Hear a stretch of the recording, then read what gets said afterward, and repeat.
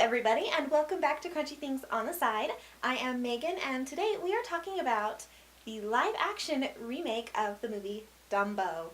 This was directed by my favorite director of all time, Tim Burton, and it's filled with a cast of familiar faces. First off, we have, of course, Danny DeVito, who is the ringleader of the circus. I absolutely love Danny DeVito. I think he's wonderful at everything he has ever done, and honestly, hearing him sing Casey Jr. was just such a throwback to the original that it brought me into that moment. And I had high hopes for this movie from that point on. Some not so familiar faces in this film are Colin Farrell, Nico Parker, and Finley Hobbins. And they, of course, play the central characters in the film, besides, of course, Dumbo. And they play a family who has just been reunited after the father has come back from war. He has been wounded, he's lost his arm, and the act that he used to perform in with his wife has been shut down. So, not only is Dumbo being introduced into this strained situation, this family just has to band together to figure out how they're going to survive. And that's the part of the movie that fell sort of flat. As I said at the beginning of this review, I had a lot of high hopes, and mostly they were riding on Danny DeVito. So when I watched this whole movie and it never really made me feel anything, I was pretty worried by the halfway mark. Of course, the original film centered on the titular character, Dumbo, who has just been born into this circus, has giant ears, and everybody makes fun of him. Of course, that's in the movie, but it's more of a story of finding your place and the family you choose to have. The original film wasn't trying to be incredibly deep, yet it still managed to strike a chord in me. The remake, I had more of a connection with the circus cast than I did with the main cast. And that being said, the main cast did include Colin Farrell and Eva Green, who I absolutely love Eva Green. She is a wonderful actress, and even though she obviously did her best with the material she was given, it felt flat. The acting in this film was kind of stunted. Like, it never had the chance to really grow into anything. Colin Farrell was very flat. The little girl, Nico, she came off as very preachy and very smug and sure of herself. And it turned me off of the film. Another moment for me with the casting had to be with Michael Keaton as the bad guy. I don't even remember his name, I'm not gonna lie, and I think using IMDb while I'm filming is cheating, so he's not memorable. I don't remember his name. And he was so over the top, and there was nothing redeemable about this villain to drive me to like him in any way. He was an abuser, really, and I don't condone that.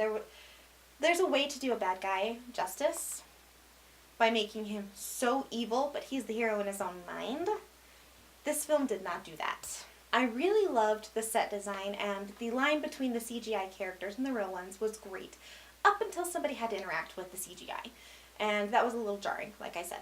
But the pageantry was there, and the costumes were gorgeous, and that really just says something because it was Colleen Atwood. She has done the costumes for most of Tim Burton's movies, and honestly, if I were to ever direct a movie or cast a movie or, pick who was doing costumes, it would be Colleen Atwood, because I have loved everything she's ever done. That being said, bad acting really took me out of it, and it made it feel not as drastic, but kind of like a slap in the face to all of the hard work everybody else had done. It's not a Tim Burton film unless you have Danny Elfman, in my opinion.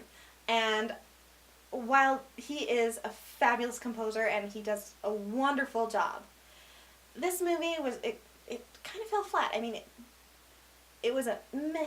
Nothing stood out except for the original music from the first animated feature.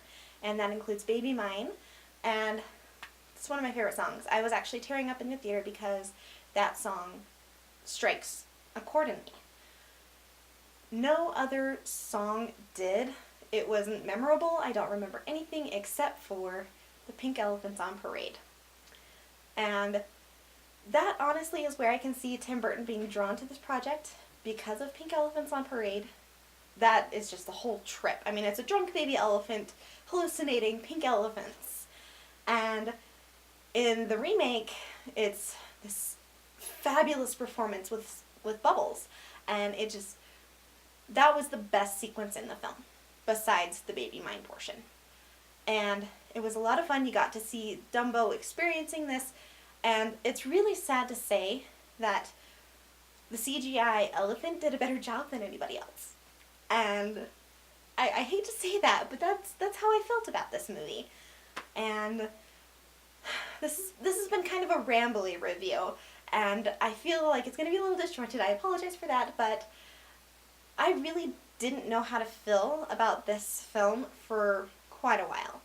And all in all, I only gave it 3 out of 5 stars. I scored it pretty severely because it really just did not add anything to the original story.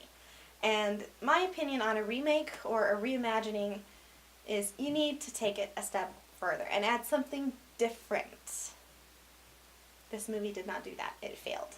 And like I said, I will rewatch it if I'm doing a Tim Burton movie marathon, which I generally do one about once a year. But I don't think I'm going to be picking this movie up. That's all for today's video. I hope you guys enjoyed it. I'm sorry it wasn't as positive as Tammy's Shazam review, but that's one thing that we are never going to do on this channel is say something that we don't think is true. And especially lying about how we feel about a movie. We will always be honest with you guys, and I felt that this movie was a 3 out of 5 movie. If you are going to be taking a young child to see this, please be aware that there is a death. It doesn't occur on screen, but you do see a body being taken away. So keep that in mind. It does have a little bit of darker imagery in some places, so just, like I said, keep it in mind if you're taking a young child. Other than that, I do think it was a fun film. It was a great way to pass an afternoon, but it's not something I'm going to be watching again unless I'm doing a movie marathon. So thank you all for watching. I hope you guys enjoyed it, and if you like watching our videos, please don't forget to click that subscribe button and click on the little bell notification icon to get notified whenever we post. We do post every Thursday. So I hope you guys have a wonderful day, and I'll see you guys later. Bye!